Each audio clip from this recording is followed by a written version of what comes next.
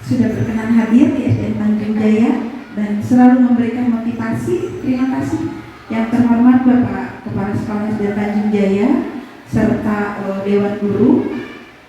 Terima kasih semuanya sudah bisa hadir. Untuk mempersingkat waktu, kita buka acara ini dengan membacakan surat Al-Fatihah bersama-sama.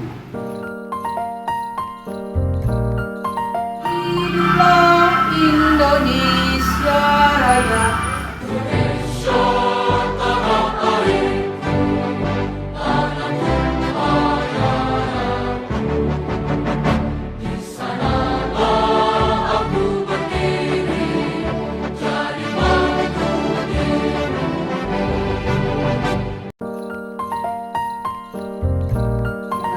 Kita bersama-sama akan melaksanakan diskusi praktik baik untuk meningkatkan mutu proses belajar mengajar di SDN Tanjung Jaya. Hadirin yang berbahagia, pendidikan merupakan fondasi utama dalam membangun generasi yang berdaya saing tinggi, berkarakter kuat dan memiliki wawasan luas. Oleh karena itu, upaya untuk meningkatkan mutu proses belajar mengajar di sekolah menjadi tanggung jawab kita bersama. Di era globalisasi dan teknologi informasi yang berkembang pesat seperti sekarang, tantangan dalam dunia pendidikan semakin kompleks. Kita dituntut untuk terus berinovasi dan beradaptasi agar bisa memberikan yang terbaik bagi siswa-siswi kita. Pada kesempatan yang baik ini, kita akan berdiskusi dan berbagi pengalaman mengenai praktik-praktik baik yang telah terbukti efektif dalam meningkatkan mutu proses belajar mengajar. Saya percaya bahwa diskusi ini kita dapat saling belajar, bertukar ide, dan menemukan solusi-solusi inovatif yang dapat kita terapkan di sekolah kita. Berikut adalah beberapa poin yang ingin saya sampaikan sebagai pengantar diskusi pada hari ini. 1. Pendekatan pembelajaran aktif. Salah satu kunci keberhasilan dalam proses belajar mengajar adalah keterlibatan aktif siswa melalui metode diskusi kelompok, proyek berbasis masalah, dan pembelajaran berbasis teknologi. Kita dapat mendorong siswa untuk lebih aktif berpartisipasi dan berpikir kritis. Yang kedua, pemanfaatan teknologi.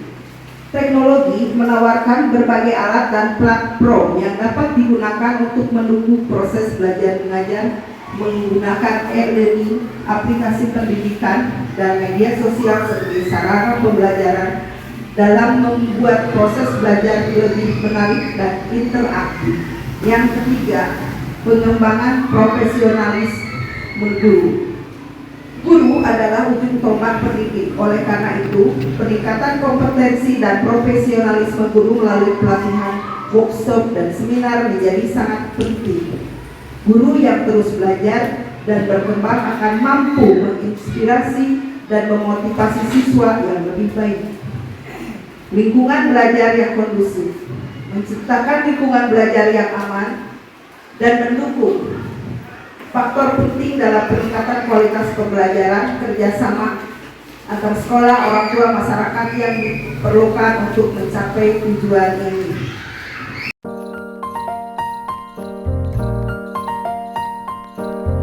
Assalamualaikum warahmatullahi wabarakatuh. Waalaikumsalam. Ibu Bapak, sedikit diinformasikan tujuan dari pelaksanaan kenapa hari ini kami pengawas hadir, kemudian ada settingan khusus karena memang Bapak Ibu hari ini tujuan kami hadir, saya hadir di sini adalah melakukan sebuah observasi kepala sekolah oleh pengawas.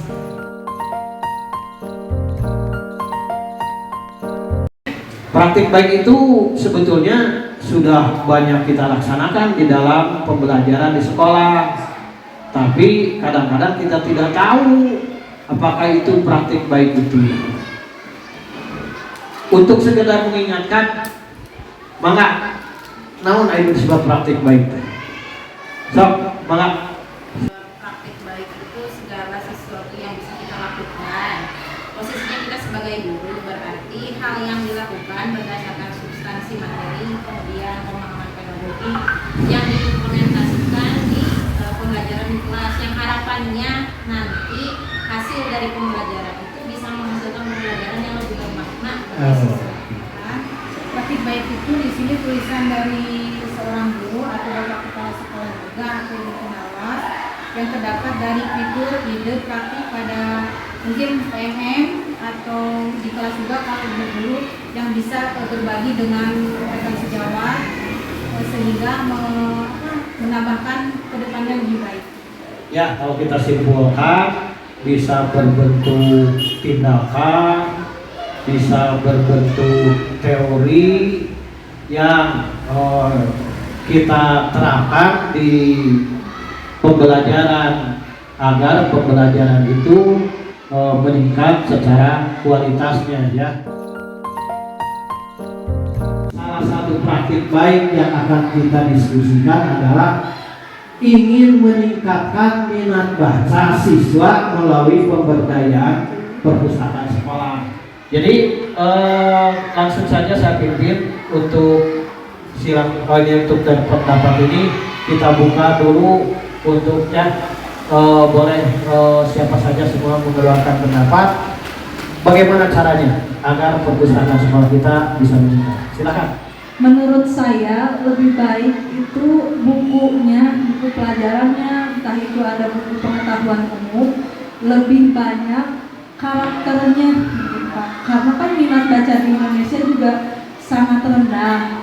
Jadi harus ada daya tariknya, harus ada istilahnya untuk suatu hal yang menarik untuk anak-anak. Hampir sama dengan Bu Anissa, setuju. Pertama dengan perbaikan medianya, mungkinnya lebih menarik. Dikumpulkan buku-buku yang memang kalau anak fase A mungkin lebih senang gambar-gambarnya menarik. Pendapat yang lain mungkin bisa juga guru mengajak anak ke perpus, jadi ada jadwal tertentu. Misalkan dibuatkan jadwal setiap minggu di hari apa, yuk ke perpus, temanya kita hari ini belajar apa. Setelah sholat duha mungkin diadakan dulu interaksi Pak, pembiasaan. Jadi dengan literasi seperti itu, jadi kesananya anak-anak mungkin akan terbiasa. Kalau kita simpulkan, yang pertama adalah perlunya peningkatan jumlah referensi buku-buku, apalagi buku-bukunya kalau bisa lebih diutamakan yang buku yang lebih menarik, yaitu yang banyak gambarnya, dan juga diadakannya pembiasaan ataupun